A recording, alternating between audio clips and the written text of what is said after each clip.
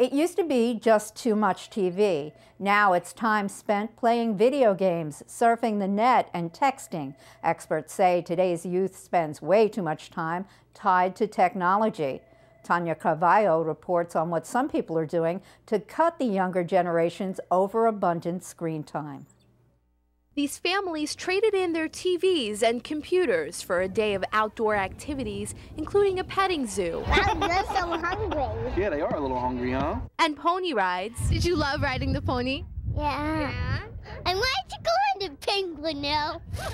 As part of a local effort by the Early Years Institute and CA Technologies to encourage families to reduce screen time, a lesson this parent says starts at home. We're the biggest role model for them, so if we're on the computer all the time and we're watching TV all the time, they're going to want to do the same behaviors that we do, so we have to monitor ourselves.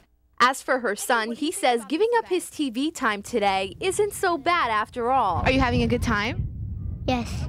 Research shows that people spend about half of their waking hours consuming media, whether it be watching television or using a cell phone. But the Early Years Institute says it's not about completely eliminating technology. It's all about finding a balance. And they say children learn by experiencing things. By talking to people, by touching things, by interacting with other children, with interacting with nature. To do it by watching a television set is not helping them develop their little brains. This outdoor event is part of a nationwide effort by the Campaign for a Commercial-Free Childhood to reduce the amount of screen time children are being exposed to. In Islandia, Tanya Carvalho, LI News Tonight.